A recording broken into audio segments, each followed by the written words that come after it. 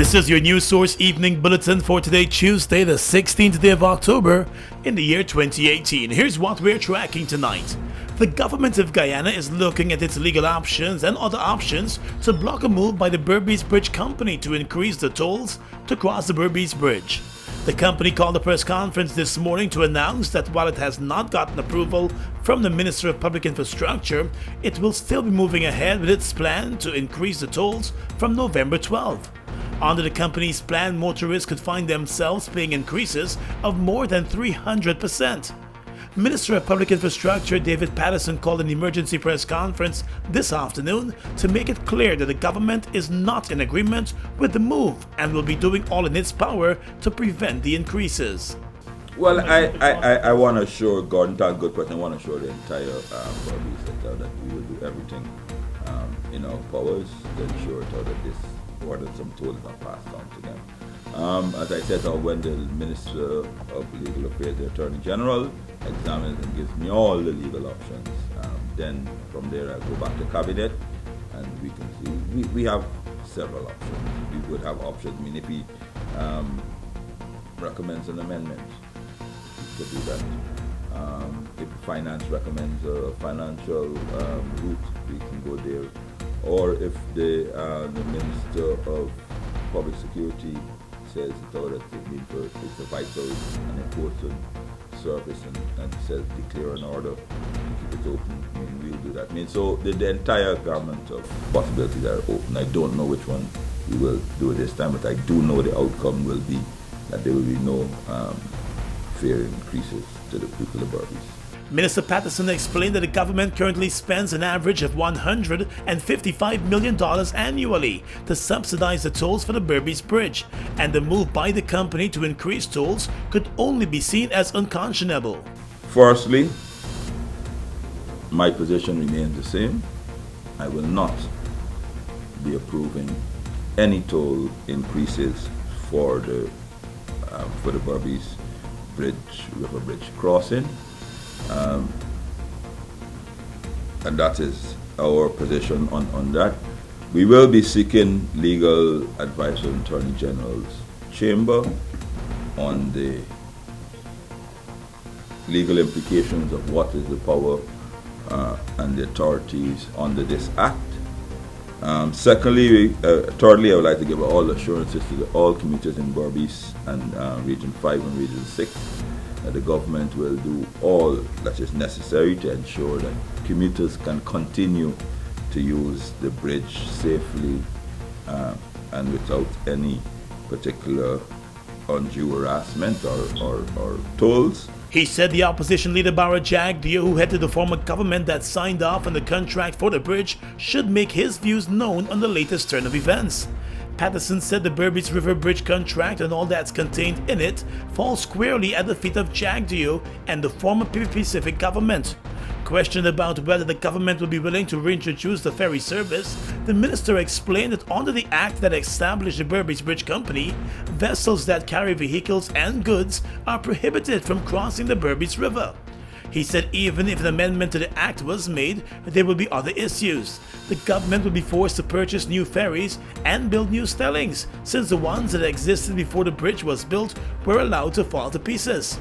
Patterson also explained that while the owners of the bridge have said that the government should buy them out, they have failed to produce information related to their debts and an asking price.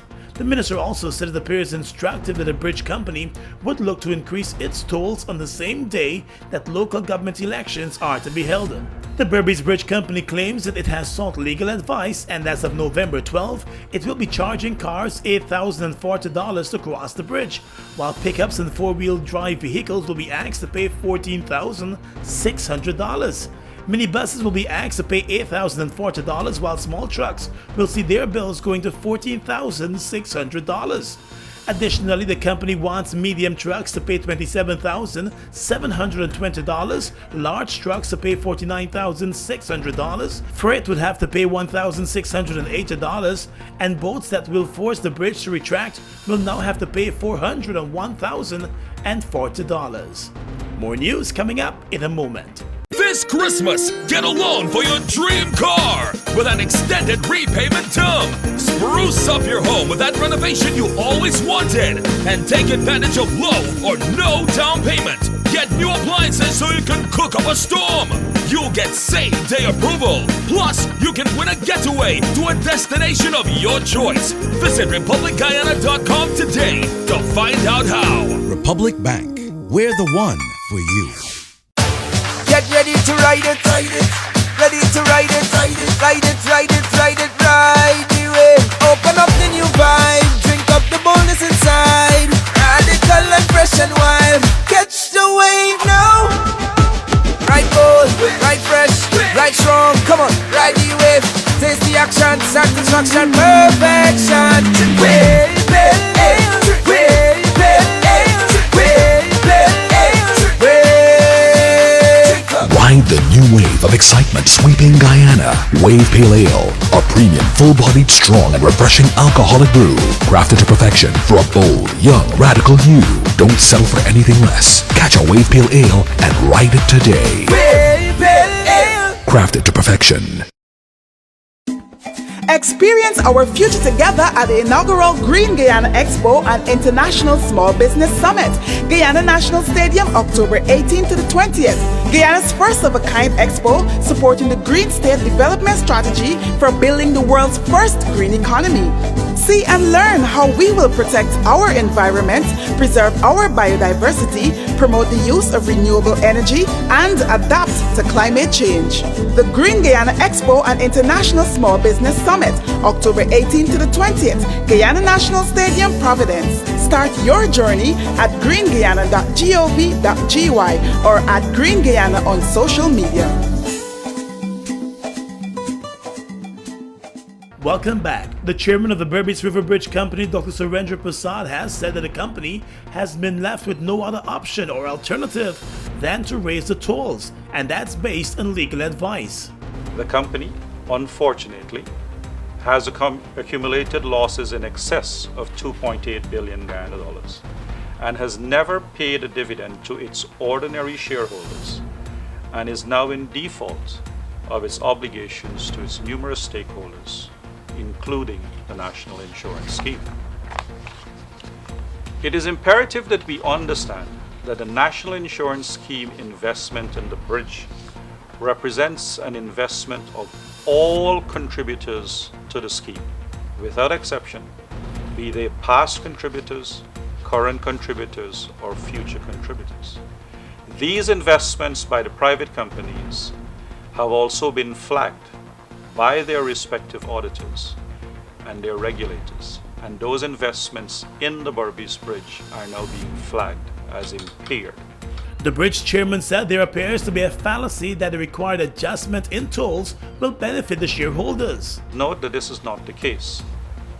In fact, any excess revenue, as detailed in the 14-page long tolling policy, which is earned in 1 year, is applied to an adjustment in the following year.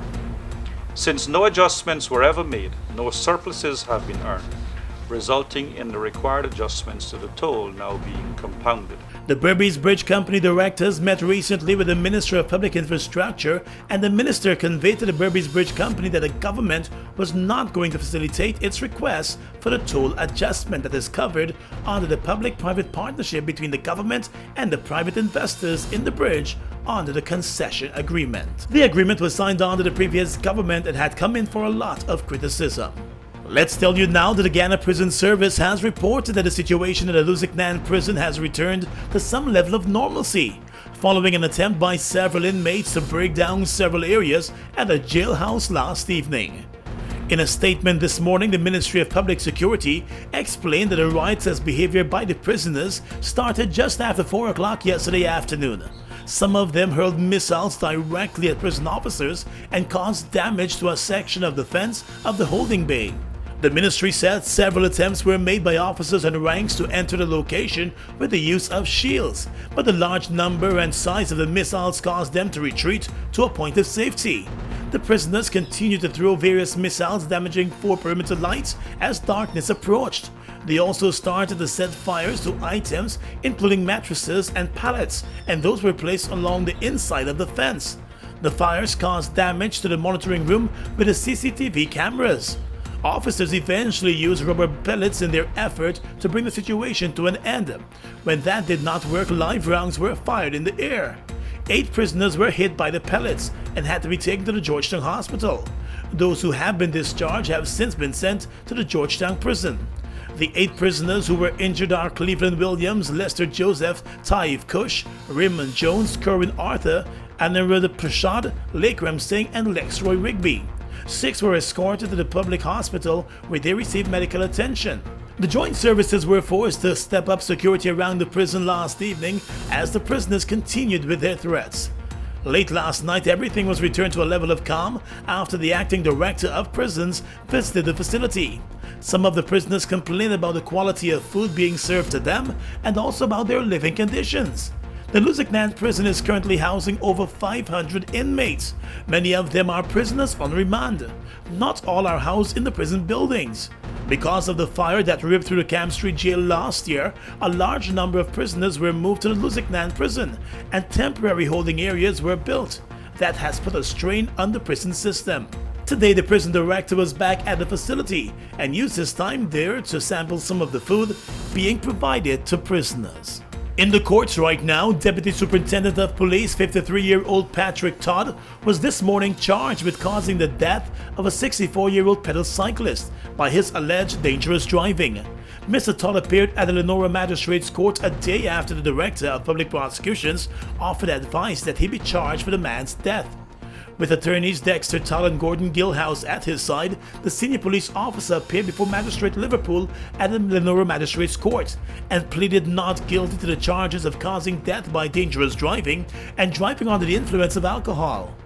It is alleged that on the 12th of September at Bursary Public Road, East Bank, Essequibo, Todd drove motor vehicle PTT 992 in a dangerous manner and caused the death of Conrad Allen of Hague. The elderly man was riding his bicycle across the bridge when he was hit down. He later died at the hospital.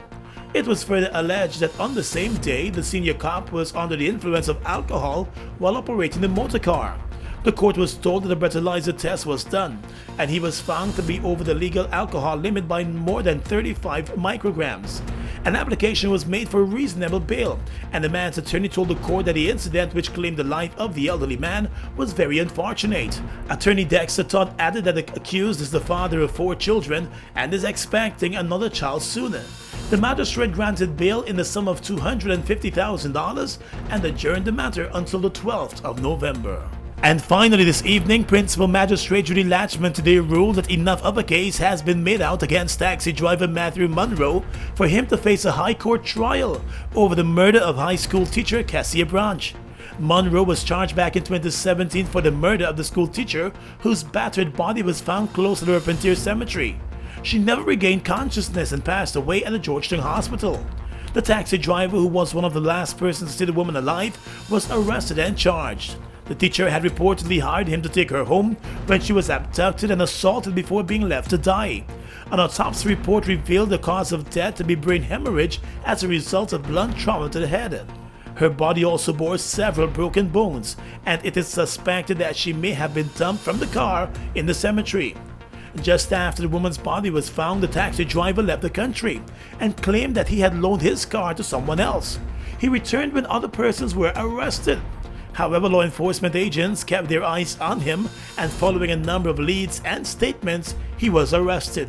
The taxi driver remains on remand as he prepares to face a judge and jury for the murder.